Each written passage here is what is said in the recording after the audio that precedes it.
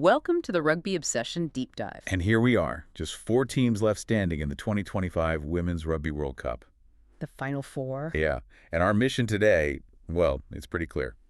We're diving right into the source material, pulling out those key tactical insights, the narratives you really need to grasp the huge stakes this weekend. Absolutely. This is it, isn't it? The sharp end of the tournament. And the sources, well, they paint this picture of really contrasting forces clashing. You've got New Zealand, Canada, England, France, all heading to Ashton Gate in Bristol. Back-to-back nights of huge semifinal action, Friday, September 19th and Saturday the 20th. And the winners book their spot in the final at Allianz Stadium, Twickenham. This whole weekend, it feels like it's setting up this massive question, establish record-breaking consistency versus maybe more fragile but high-intensity momentum from the challengers. That sums it up perfectly. And look, because the small details, the tactics, they matter so much now. If you want the full breakdown of these games, you know, the analysis right after they happen. You need to be subscribed. Exactly. Make sure you're subscribed to the Rugby Obsession podcast right now. Don't miss our ongoing in-depth coverage. Okay, let's get into it then. Friday night first, New Zealand versus Canada. This is massive. It really is. The Black Ferns, current world champions, up against the Maple Leafs, world number 2. And the narrative, as you said, it's all about attack, isn't it? 2 of the most fluent try-scoring teams we've seen. Definitely. But what's really interesting, I think, is the form guide coming in. Canada, well, they look arguably the most structured, the most powerful they've ever looked. Yeah, they're all very solid. Whereas the Black Ferns, they actually showed, well, a bit of vulnerability in that quarterfinal against South Africa, didn't they? That's the big takeaway from the sources, absolutely. Okay. That early Babawalacha try really seemed to, shake them. It did. And being locked 10-10 at halftime, that's just, well, it's not what you expect from New Zealand in a knockout game. Not at all. And that kind of slow start, that could be fatal against a team as organized and, frankly, as physical as Canada. Now, New Zealand did click into gear second half. They found that ruthless edge, won 46-17 in the end. Renee Holmes, Kaipo Olsen-Baker grabbing doubles, Braxton Sorensen-McGee adding pace. Yeah, the fireworks came eventually. But the question lingers, doesn't it? Yeah. Was that second half surge them fixing the issues, or was it South Africa, hampered by injuries, just running out of gas? That's a really sharp point. And Coach Alan Bunting, well, she seems to think some changes are needed. He's definitely freshened things up. Tanya Clooney-Valley coming in at tight head. That feels like a move to guarantee scrum stability right from the kickoff. Yeah, a statement move. And look at this switch, too. With Georgia Miller out injured, co-captain Kendi Tukuafu moves into the number 7 jersey. Significant. It is. It's not just filling a gap. It's about putting leadership and, crucially, turnover threat right into that breakdown battleground from the start. Plus, you've got Sylvia Brunt back at inside center, adding some midfield solidity, and co-captain Ruhai Damant hitting her 50th test. That's a lot of experience coming back into key positions. So, a calculated rotation from the Black Ferns. Definitely. And you contrast that with Canada. They're riding high after just demolishing Australia 46-5. A performance that everyone agrees blended that clinical precision with just raw forward power. It was impressive. Alicia Corrigan got a couple of tries. Hogan Rochester scored early. And Captain Sophie Degoto was just immense, wasn't she? Leading from the front, carrying hard, kicking well. Absolutely pivotal. And their coach, Kevin Rouet, he clearly believes in the unit that got them there. Totally. Unchanged 23. That's the big strategic difference here, isn't it? New Zealand rotates, looking for maybe fresh legs or solutions, while Canada banks on cohesion, on familiarity, fitness, knowing their systems inside out. They'll believe that settled combination can really exploit any potential early rustiness from the Ferns like we saw last week. And they've got their own milestone, too.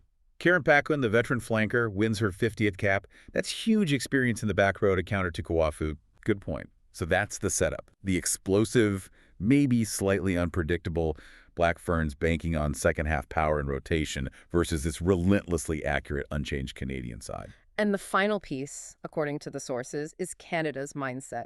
They see this as a massive chance, maybe the chance, to finally get a Women's Rugby World Cup win over New Zealand. Their first ever. And reach only their second final. That level of hunger, combined with their current form and cohesion, that's potent. It really is. That battle, Canada's powerful structured pack against the sheer pace and finishing ability of the Black Ferns back, that's where the game will be won or lost, I think. Okay. Now, before we pivot to that massive European clash on Saturday, England, France, always huge. I want to throw this out to you, the listener.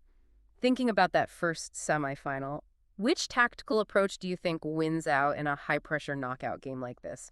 Is it New Zealand rotating, trying to freshen up and maybe fix those first-half issues? Or is it Canada's continuity? Yeah. Sticking with the unchanged 23 that performed so well against Australia? Which one proves more effective? We'd genuinely love to hear your thoughts on this. Drop us your opinions, your comments. Yeah, let us know. And just a quick reminder, if you want that instant reaction, the post-match analysis covering exactly how these tactical battles played out, you need to be subscribed. Hit subscribe on Rugby Obsession now so you don't miss our breakdown after the final whistles. Right, on to Saturday's game then. England versus France. Oh, this one. It's more than just a rivalry, isn't it? It's often a real grudge match. England, the Red Roses, looking to stretch that unbelievable winning streak to 32 tests. 32. It's staggering. While France, they're desperate, absolutely desperate to finally break that semifinal curse. They get here often, but they've never gone all the way.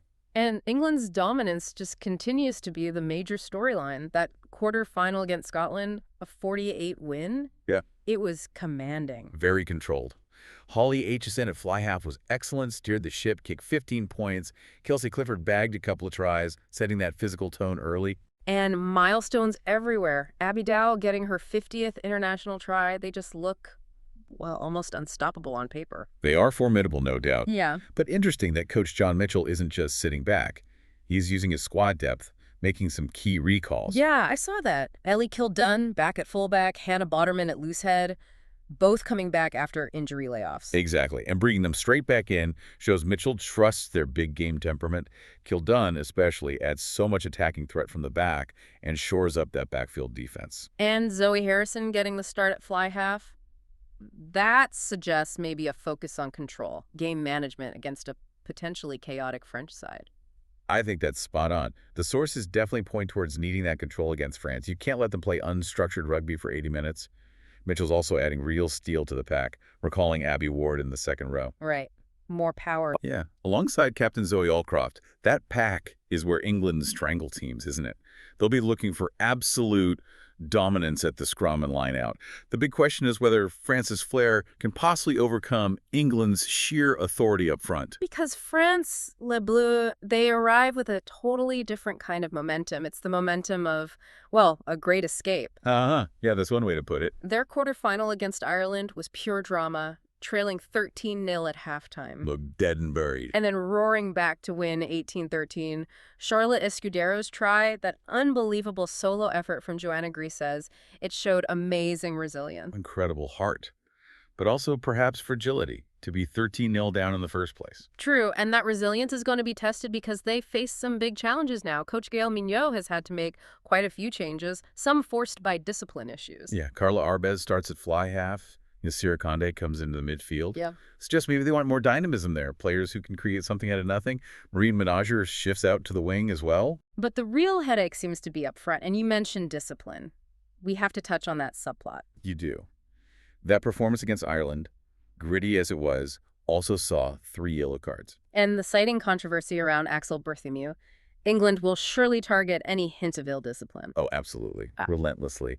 And the biggest single blow is probably in the second row. Mani Feliu is suspended. That's huge for their line-out and pack stability. Massive. Hina Ikahigi comes in. Tieni Feliu, her sister, takes over at number 8.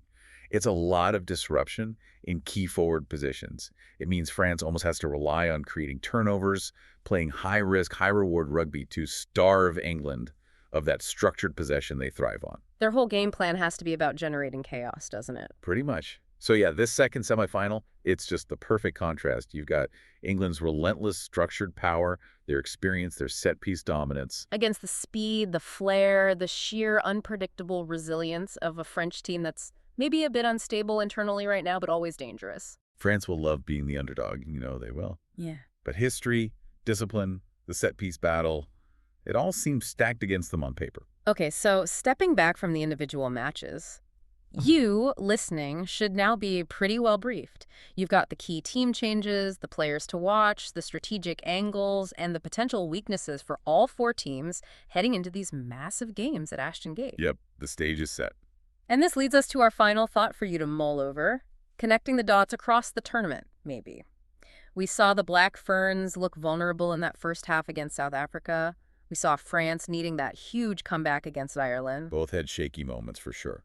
So is momentum built on those kinds of, let's say, character-building quarterfinal wins? Is that more important now? Or is it the established, record-breaking, almost metronomic consistency of a team like England? What counts more when the pressure is absolutely at its peak? That's the million-dollar question for the weekend, isn't it? Does stability trump that high-octane, potentially fragile momentum in the end? What wins championships? A fascinating question to ponder. Definitely keep that in mind as you watch the games. And please make sure you subscribe to Rugby Obsession so you get all our immediate post-match analysis and reaction to how it all unfolds. Thank you for listening to the Rugby Obsession Deep Dive, and we will look forward to you listening to our next episode.